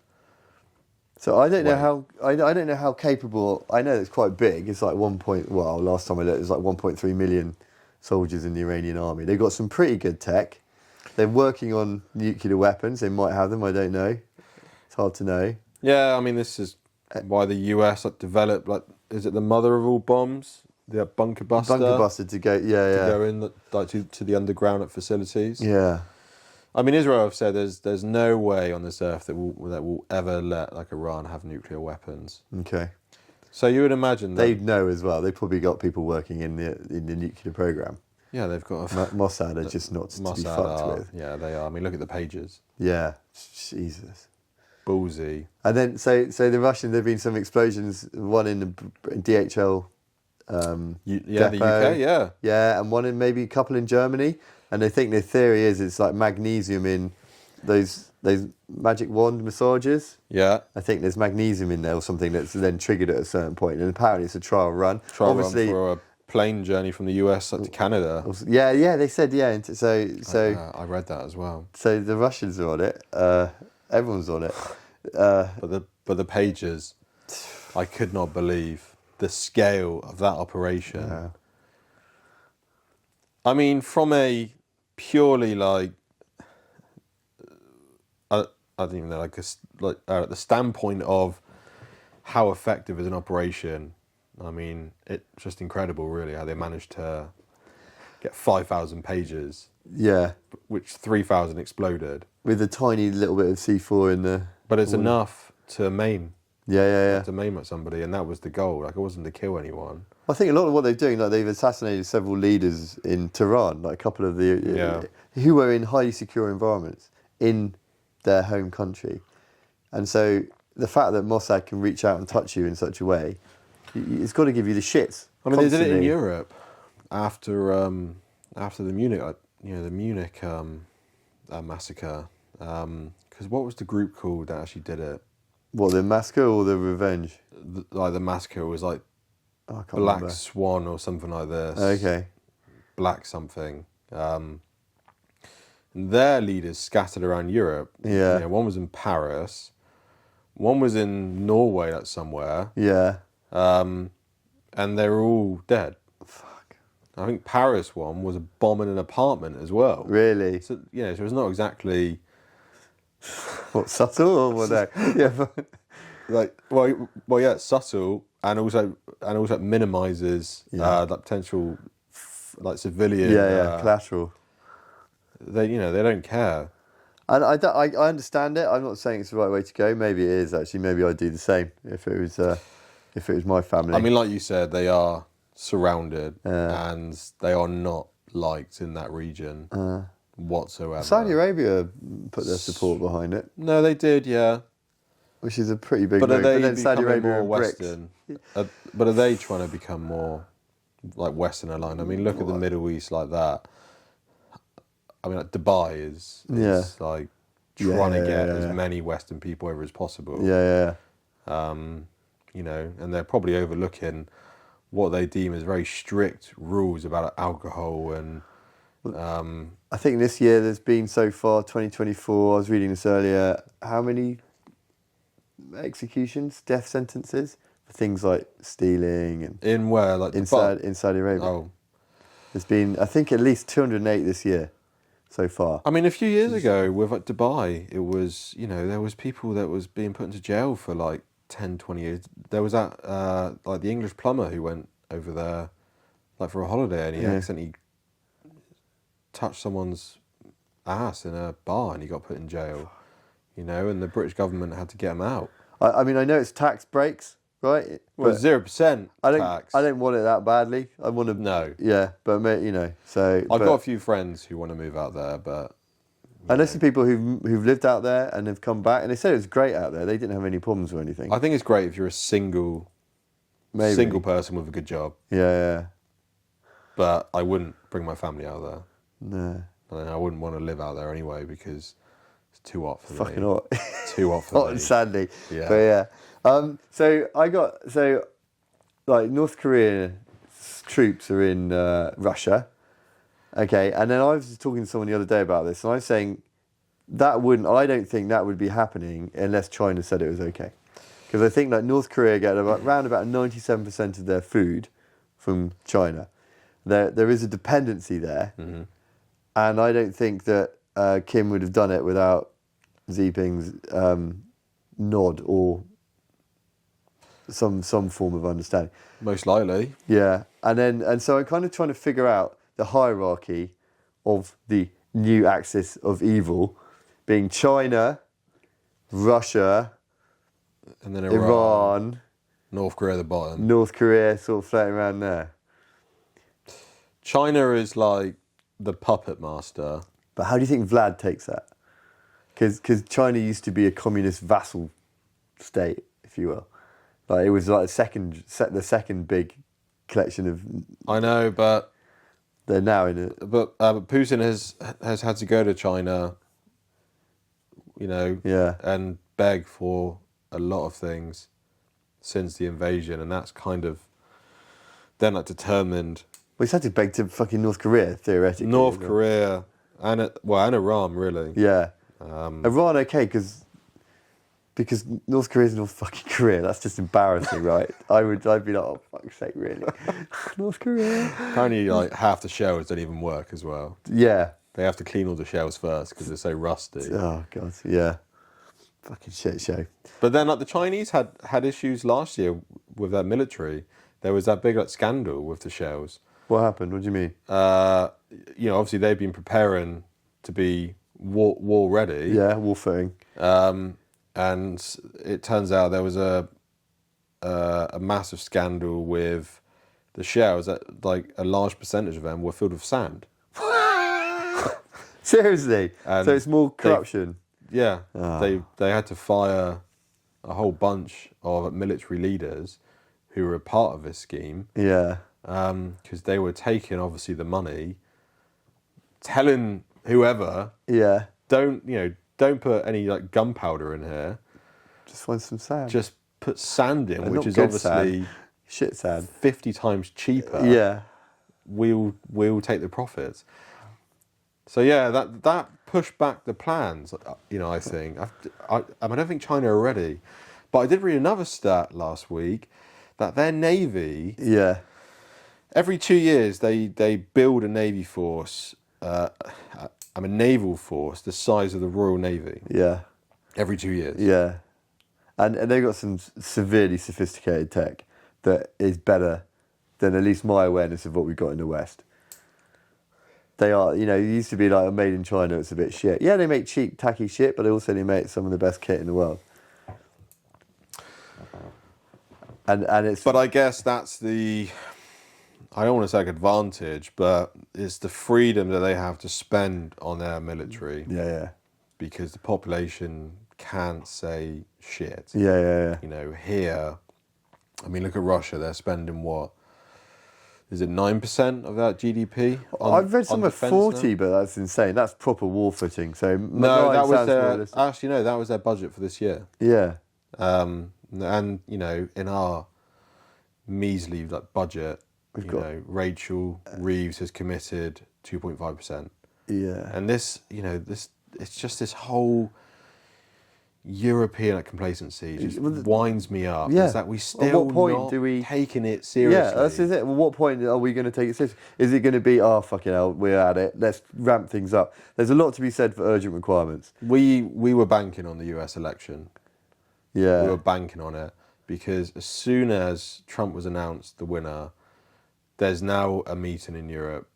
Okay, yeah. With leaders All the saying, heads. what actually are we doing? Are we going to invest in our defense industry because we cannot rely on US support? Yeah. But this should have been done I know. years ago. Well, it's just typical. Like the British pulled out of Germany, all our camps in Germany, I think about, 8 years ago, and then we're moving back in. Yeah, our military was, obviously It's hollowed out. cut apart, yeah. But both from Labour and Tories. Yeah. It's not one party. No, It's just this whole complacency and this, we've got our big bro who spends all the money. Plus we've got nuclear weapons anyway, so no one's going to start any wars. Yeah. Well, that's wrong. Yeah, that's it. So I was talking about China. I often wonder how much national pride is there. I think there's probably quite a lot. I think if I was Chinese, we could, and I was aware of the outside world, you could easily argue that we are, as an empire, in ascendancy, and it's our inevitable, not right, but it's an inevitability that we will be replacing America as the most recent empire, and so we need a big army, and I'm okay with that. I'm proud of it, and I mean, this is why the US say that they are. China is their biggest challenge. But Trump wants to sort of deglobalize America. Yeah, and I think if America wants to stay number one, electing Trump probably wasn't the best idea, because you actually want to remove your influence around the globe. You want to remove your influence in Europe. Yeah. You want. What do you mean? You're saying he wants to, or America wants to? Or? Yeah, because they are a huge military force, and if you think about that country like the US, they basically have an empire of military bases around the world. Yeah.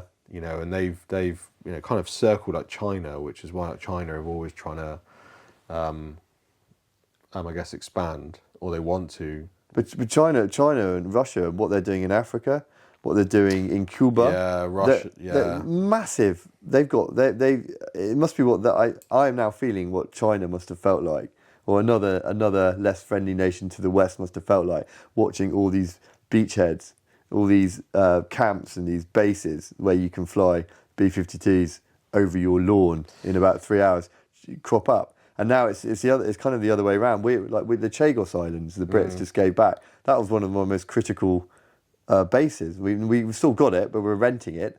For 99 years. So initial lease, whatever. But China's got so much, and they've got their belt and braces approach where they own all these nations. They've got harbours and airfields popping up all over the place. Yeah. And I don't blame them for it at all, but it's just, it's something, the US has been doing it for years. Look at the map of military bases in the Pacific. Yeah. It circles China. Yeah. Pretty much. Yeah. And it's been growing closer to China for years. Okay. And of course, the Axis are going to try and counter that. Yeah. We've just lost our influence in Africa. Yeah. And is that is that showing how naive we are? Naive and weak, maybe, or maybe just weak. We've got no money. Naive, well, and that, but also naive in a sense of, are we still treating everyone like we would act here? Oh, as in, what do you mean? As in, we want democracy. Okay, yeah. We want freedom, but then do the warlords in Africa want that? No, they want guns and money. Yeah, autocracy, power. Yeah, jet skis, yachts, Rolls Royces, flat in Monaco. Flat in Monaco, yeah. Flat in Monaco. Flat in London. Yeah. Well, yeah, bloody hell. So, okay. So I've got another prediction. I think Trump will be assassinated, and I think Vance will take over. I want to get it down on paper, as it were, because I feel that it might occur. Well, that's fine. The only... What, from inside? I don't know. Because the only country that would... No, yeah, it'll be internal. Because right. basically America's moving towards civil war, is my feeling. I don't know. The reaction to the election has been pretty calm. But if it was the other way around... You make a very good point. And the weight of support of Trump's suggests and that there is also less the than a support split. of Biden and Harris and Obama have come out and said we need to have a peaceful transition of power. Yeah. But if it was the other way around, Harris won, God knows. Yeah, be all sorts what the of MAGA claims. crowd would have done. Yeah. If it wasn't for Ukraine, I'd really be able to enjoy America. Because last time Trump was in, he was actually quite enjoyable. He's an entertainer. Yeah, and it's just kind of like, look at the state of that fucking place. I know. And I mean, I don't know what's right and what's wrong, but it's quite entertaining to watch. But now we've got Ukraine, and it's just a whole different, level of importance. Yeah, it's a real shame. Actually, that the U.S. election was actually, it still is really important. Yeah. And but like some of his policies, I talk to people from America, and always they mention the tariff policy, and how he wants to cut income tax to 0%, but then raise all the tariffs. Okay, yeah. And the people I talk to are like, it doesn't make any sense, because if companies are going to be paying 60% more tariffs, then the price of the goods and the services are going to go up by 60-70%. Yeah. And some companies have even come out and said, if it is going to go ahead, we're going to raise our prices up beforehand. Yeah. And it's like, well, basically you don't pay any tax, but you pay that tax in tariffs. Yeah. Well, maybe there's an advantage that we don't understand to it. I don't know. Because Trump is such a proven businessman. He's bankrupt every business. He's in debt by billions. Is he? I've heard that, and I don't know who to believe. I mean, how could you willingly elect someone who's... Well, I mean, he's a felon. Yeah. How could... I don't want to get into the state of democracy, because it is. And you've got Russia going... And the LGBT, all the wokeism that we've got in the West, okay, that basically kind of cripples us a little bit, I feel. And then Russia's it's so able to say we do not want this in our country, and I'm kind of like, well, I kind of agree with them. I'm not saying, gay marriages or any of that shit. It doesn't need to be overly highlighted, and I get it. And so kind of with playing into that narrative hands of Russia, going, look at us, we've got family values, and that's. If you look at America, a lot of that's about family values. It's about religion, about Christianity, it's about a belief system and all this sort of stuff, which kind of aligns as well, and then you've got the whole abortion thing, and it's just, you can feel everything. I can feel everything slightly shifting a little bit, and it's becoming a little bit unrecognisable to me, I think. But then again, I am quite old and set in my ways, so I'm kind of interested to see what's going to happen in the next 4 years. So that's my forecast, is that I just feel that if two people have had a half-assed go at shooting him, now that he's president, and someone might actually step up. I don't know. I mean, would it come internally? I don't personally think so. The only country it would potentially come from would be Iran, I think. Okay. Because they really hate Trump. Okay. If you remember in his last term, they nearly went to war. I can't remember. Yeah, was it? And Trump's always had a very strong stance about Iran and their nuclear program. Okay, yeah. And Israel, I think, were probably very happy that Trump won. So you're saying that Israel might have a good ally with Trump coming in? Yeah, and look at how we will potentially be with a Trump America, because Keir Starmer is not has not said very nice things about Trump. I mean, when he did a tweet about like endorsing Trump, about how you would have to be blah blah blah something if you endorse Trump. Oh, really? And it's been noted that Trump has said, like what he thinks about Keir Starmer, and it's also not very good. But who's in the middle, like to bring them together? Who? Nigel Farage. Oh, yeah. Oh, he was at the inauguration last time? No. He was at some rallies. He's been at some of his rallies, hasn't he? He spoke at his last rallies in Yeah. 2016, I think. But he was at the end kind of party Okay. this year. And I actually think he's going to play that extremely well, Yeah. Nigel, Yeah. to gain more influence here, because we always talk about how we have this like special like relationship with the US. Yeah. And with Keir Starmer and Trump, the complete opposites. Yeah. And Trump is, he's someone that would withhold like agreements, I think, if he didn't like the person. On a personal level. Yeah, right, I agree with you. And Yeah. I think Nigel is going to play that like to his own advantage to gain more influence here in the next election. That he will say, There is no special relationship without me. Yeah. Yeah. Keir Starmer, fucked it. But 4 years later, the one reason why we still have a special Nigel relationship is because I'm here. Yeah. I've been here. And Yeah, man. so that's I guess one of my predictions for Okay. for 4 years' time. That's a really good one. I think that's better than mine by a long way. I think that's better. So I'll ask you to make a prediction about Elon Musk. Well, he's not going to be arrested, is he? Why would he be arrested? Well, For the maybe election. bribery, interference. How that is legal is beyond me. Yeah. I mean, I wish we had something here like that. Because You make a bit of money on the side. what, $1 million? Yeah.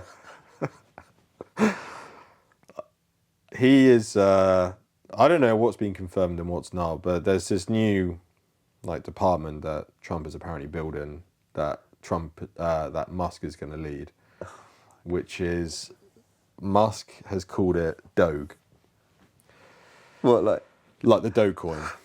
have you which still is- got any of that? Did you get any of that? No. Because I was talking to someone last. Carry on. Let me talk about that in a minute. Sorry. Go on. It's called the Department of something efficiency.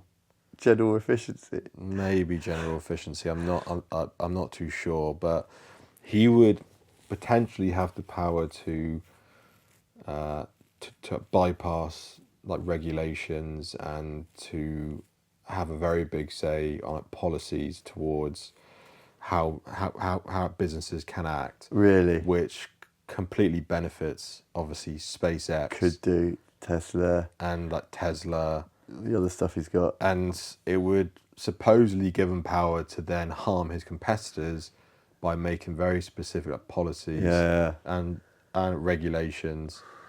They're talking about how the US businesses or the economy, $2 trillion are being wasted on Unnecessary bureaucracy. So, well, if you look what he did at Twitter, Musk is going to apparently come in and get that $2 trillion back. So what's going to happen? But hang on. So if you look what he did at Twitter, then Elon Musk, he got in there and he cut out was it 60%? And has there been any noticeable decline in the success of Twitter? No. Maybe he's the man for the job. But didn't Elon Musk say if Trump wins this election, it might be the last ever election? I'm sure someone put out some tweet, and I think it might have been Elon, quite incendiary around the fact makes you ask, what, are we no longer having elections after this one? I don't know. Does that remind me of Russia? I haven't seen that. No, I'll have a look at it. But so I was talking to someone last night who invests a little bit, and he was saying, have you seen what Dogecoin's done? Because I bought a bit of Dogecoin back in the day because it was a bit of fun. It was a meme coin. Yeah, meme coin. Yeah, apparently it's gone. Yeah, because the whole of that Bitcoin. Has it all gone? The whole of the crypto market has gone up. I I have to figure out how to get it off my wallet. I think Trump is going to support like crypto. Yeah. Well, it's just a lot of it. The Doge was like Elon's in. Elon loves Doge. You know, we're on a good one. Yeah, here. he has the power to manipulate stocks. I mean, he did it with Tesla a few times now. Yeah. You know, he literally tweeted that the Tesla stock is too high. Yeah. To his own company. Yeah. And it sank. Yeah. If I didn't have any skin in the game, as in if I wasn't alive, actually, I'm okay. But if my kids weren't here, I'd just be reveling in all the shit they get. Because we've got so much exposure to it as well. Like you said, now we've got social media. Everything is, you could literally become addicted. Are you addicted to an extent to like the monitoring the war and the relevant geopolitical aspects of it? Do you think you follow it an unhealthy amount? I don't know. I mean, probably because I've checked multiple times a day, every day since February the 22nd, which is Invasion Day. Plus, I created a Twitter account just to follow a few war analysts. But I don't check like Twitter that often, to be honest. But like Telegram, especially, I mean, I check several times a day just to see if there's any more posts. I managed to get myself off it, but I remember in the early days of the war, you and I remember lying in bed, different beds, reading like... Thanks for knowing that. Yeah. So everyone know. Reading Telegram or Twitter mostly, and then sending something to you, and then you sending me stuff, and it's just like quite late into the... Like I know we stay up quite late, but like 1 o'clock, 2 o'clock in the morning. Yeah, I just like... I do like that that app, and especially for war, because they'll like report on stuff, and then 2 days later it'll be like reported in like CNN or Sky News, and it's just a much quicker way to access. Yeah. But also like the YouTube channels. I mean, a few of the Ukrainian groups, they've got some pretty badass YouTube channels. I mean, that what's it called, like Azov? Yeah, the Azov Brigade. Their YouTube channel is like that was like action movie. Yeah. Yeah. Super cool, but they're like 30-minute clips. Yeah. And as I work from home, I've banned myself from basically watching any YouTube. Yeah. Because I know I will sit there for like 5 hours. It's just gone. Just watching these 30-minute clips of them storming a Russian trench. Yeah. But Telegram, and I have to say, like the people who run these channels, I mean, it's one like Ukrainian guy who runs a few of the Ukrainian ones and the Israeli one. Oh, really? Yeah, he must sleep like 3 hours a day because he's always updating, always raising money for the different like divisions. Yeah. Selling bits of shells, like personalised shells. Yeah. For like $100 a pop. Yeah. Have you got one yet? No. You're gonna get one? I don't know because I think, well, if there is a World War III, it's something that the Russians would do. Would basically check social media to see who has bought something, because we're going to behead you when we get to you. But all you need to do quickly if Russia comes is you get that piece and you put it in a frame, and you put of the Ukrainian shell. Yeah. Well, no, personalised saying hello Putin. Yeah. Oh no. But you just celebrate the element of Russia. But anyway, it should be fine. No, I haven't. I haven't bought one. But also you can buy you can buy bits of tanks and little like bits, like a bolt or something. Yeah. But also flags as well. Oh, really? I haven't done. And you can get like messages from the front line. They'll give you a little like video message for how many dollars. But they do. This guy, he was on the front lines. He was in the first 6 months. He was fighting. I don't know what happened. Maybe he's injured or. But he does fundraisers every week. Really. And it's surprising how much money some people give. I mean, some of the donations are like 1,000 euros. Really? Yeah. Well, I can get it. I understand it. But wouldn't you be shitting it? I wonder what his level of personal security is like. Because if I was a GRU unit, I don't know. FSB unit, I'd be like, well, look, he doesn't share much about his No, I know, but personal life. But you got to follow the money, and there's a lot of Russians in Ukraine, or Russian sympathisers in Ukraine. Yeah, the Ukrainian, is it the GUR? Yeah, GRU. I think, GRU. Yeah? Yeah, GRU. They're always posting that they've caught so-and-so who's been given away, like, positions Yeah. to the Russians. Okay. Oh, no, you mean the Ukrainians? Yeah. Oh, no, so I was talking about the Russian. No, I was talking about the Ukrainian Okay. equivalent, which I think is the GUR. We should probably know that. Let me just look that up. I don't know. But yeah, it must be so hard fighting. GRU Federal Agency, the main directorate of the General Staff of the Armed Forces of the Russian Federation, formerly the main intelligent directorate. So you're saying Ukrainian GUR? Ukrainian GUR? Yeah, GUR is the main directorate of intelligence for Ukraine. Yeah. so just like, they're always hunting people behind the front lines. yeah, fuck yeah. Must be a constant. I mean, there are also quite a lot of Russian groups on Telegram. Yeah, I had a look on the Wagner one, like, for a while. yeah. But it was all in Russian. But they don't translate it on Telegram. Yeah, No, but this guy does, and this is why, I mean, he must be getting paid to some extent, because the amount of hours he spends on this. Well, he must be recognised by Kiev. He must be a recognised benefit to their Well, work he's effort. probably raised hundreds of thousands. Yeah, he's got to be. Yeah, they've got to love that. Yeah, because he also they buy drones, like, for the military as well. Yeah, I've seen that stuff. Yeah, so you can donate to buy a drone. Yeah. Which then Ukraine will 3D print the Chassis?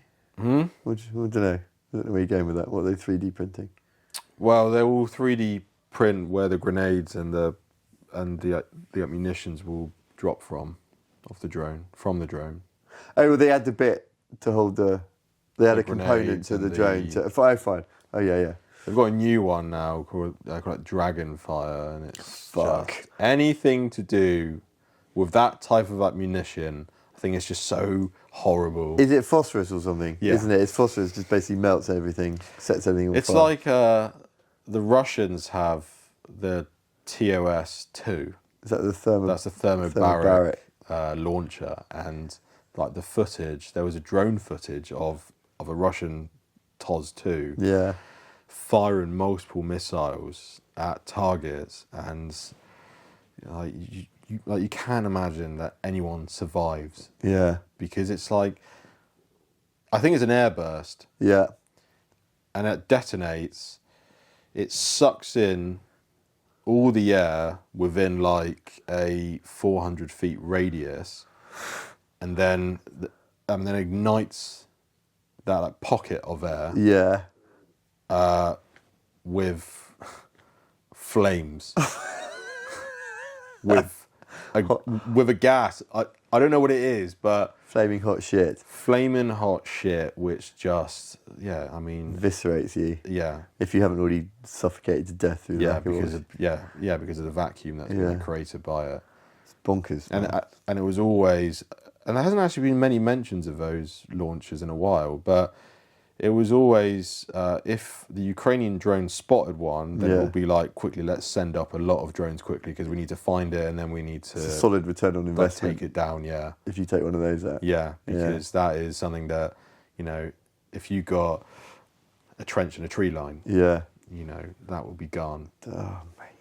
Again, it's like the notion of going to war. It's fucking harrowing, man. Yeah, there's certain things that are scary. Drones is one of them. It's the shrapnel, I think, is another one. Yeah. There's also like the lack of fucking internet, Just TV, baths, anything. showers, decent food, warmth. It's the winter in Yeah. Eastern Europe. Fuck. I mean, the first snow has already fallen, Has it?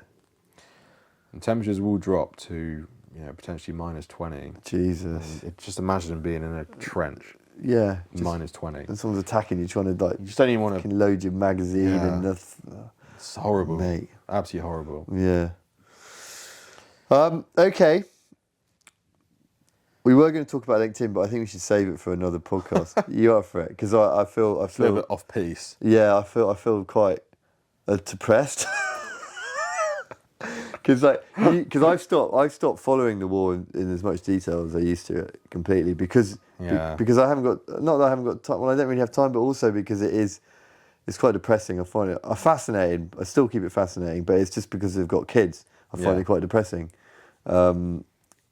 And I am interested to see what the next few months are going to generate as Trump lands and gets up to speed. But, mate, fuck. All we want is peace, right? Yeah, man.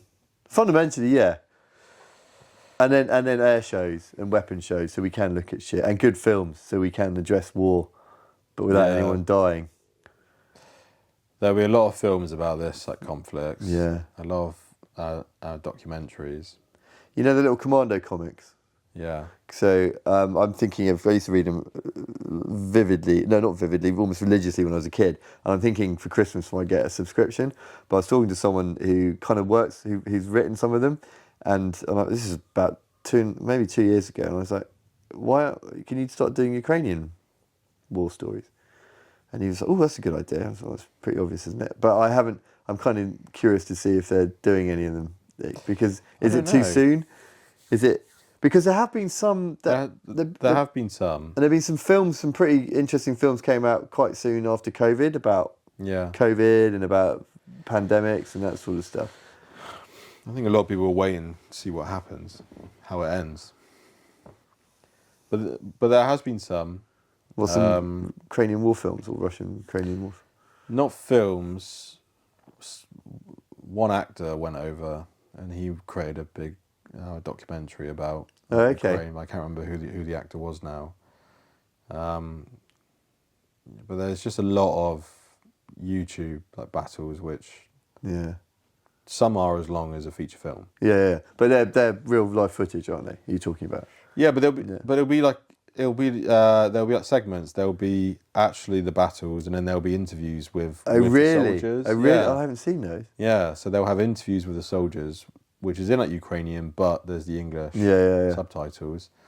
And the soldiers will be talking through what they're doing, you know, and it's really, really fascinating, but it does take up a few hours of your day.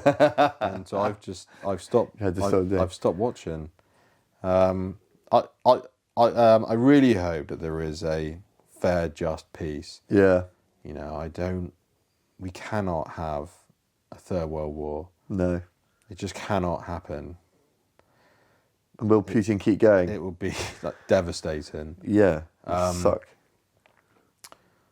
I don't know. I mean, you know, he's said what he wants. Yeah. I don't think you'll get exactly that. But does anyone believe that's all he wants? Well, and that's the problem. I mean, look at, you know, the Baltics have predicted that that Russia will attack one of the Baltic states by 2028 latest. Yeah. The Germans say it's 2030. Okay. But I would listen to the Baltics. Yeah. Because Poland also say it's around like 2027, like 2028. What was quite random actually was, have you ever heard of the Centre for, what's it called? The Centre for New Generation Warfare? No. They do like war games. Okay, yeah. And they did a war game which they had 2 US generals who helped them. Yeah. And the scenario was that Russia invades Lithuania. Yeah. From Belarus, what's it called? Kaliningrad? Yeah. Yeah. And like occupied Latvia. Okay. And it was basically in the worst case, it would take NATO 10 days to tie its shoelaces to evoke the Article 5. Okay, yeah. The Russians would, you know, push in. There's a German. Well, at the moment, there's 800 German troops with a battalion of Leopard 2 tanks. Fine, yeah. What, in Lithuania? Yeah. Yeah. And by 2027, that's going to grow to 4,800 German troops. Okay. And the scenario is that the Russians would push in from 3 different directions. Yeah. Article 5 then would be, Evoked. yeah, and the German, like the Bundeswehr, will have like a heroic defense. Yeah. And then all the other troops will come in and are like reserves. And after 10 days, half of like Lithuania will be occupied. Yeah. But the Russian army would be stopped. Okay. And like the Russian losses would be like 15,000 troops, and the NATO losses would be like 1,000 troops or something like this. Okay. But I thought, well, that's kind of ridiculous, because why are they attacking from occupied Latvia? Yeah. And you're only just evoking Article 5 when they invade Lithuania. Yeah. Surely, Yeah. surely we would already be at war. If Russia occupies Latvia. Plus, how would they get like a big enough force into that little like enclave? Yeah. They just wouldn't be able to do it. Plus, in the kind of the final results, NATO's only lost like 17 tanks in 10 days. And I thought, wait, hold on. Does no one actually watch any of the footage? Or does anyone actually maybe not try and understand how this war is going now? I mean, drones play such a huge role. Yeah. I mean, I think Russia loses 10 tanks a day. Okay. Which is primarily by drones now. Yeah. So you would think that, well, Russia, if they're in 2027 are attacking NATO, they're going to have drones coming out of the zoo. Yeah, there would be drones literally everywhere hunting tanks down. Yeah. Jesus God. So I just thought the whole kind of war game up scenario, yeah, it just seems...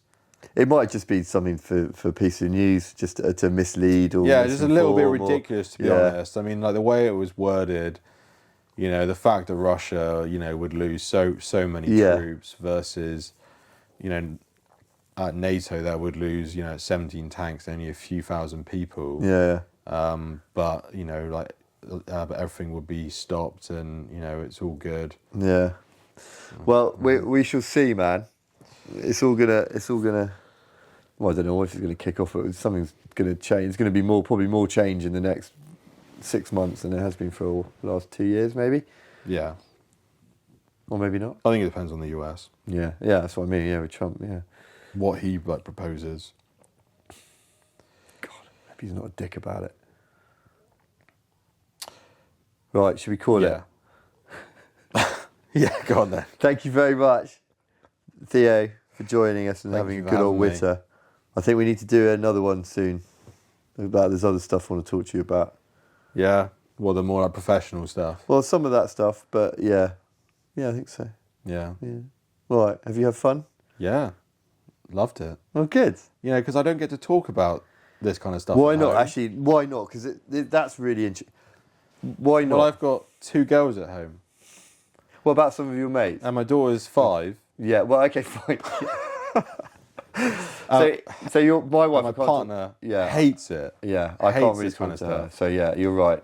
My mates, I don't really have any that are truly interested in They're not this. aware. This is what I'm talking about, is bubble of lack of awareness. They don't read into it. And then they don't. Smart people like you and I, or smart and all right, like you and I, who are a little bit aware of what's going on, then you bring it up as a point of interest. It's reasonable. And then everyone goes, oh no. And the reaction is so strong. Yeah. Oh no, I don't want to talk about that. What do you mean you don't want to talk? We should be talking about this. Well, it's just my friends don't even say that. Like, they just don't respond to, because I'm in a few group chats, and if I have ever mention a conflict, no one responds. Nothing gets back, Nothing. So I don't really have anyone to talk to, really. And it's why if we go for a walk on the beach... Yeah.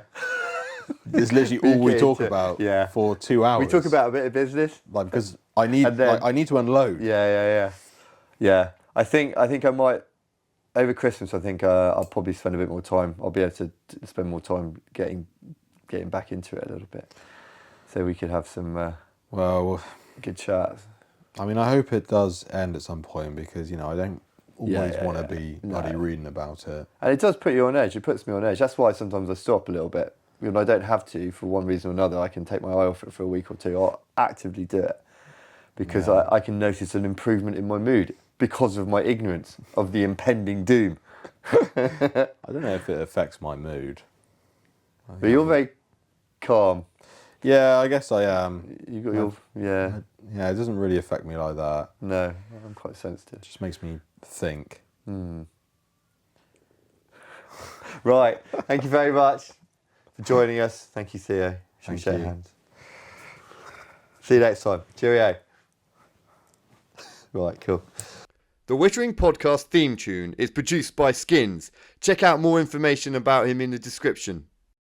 Yeah.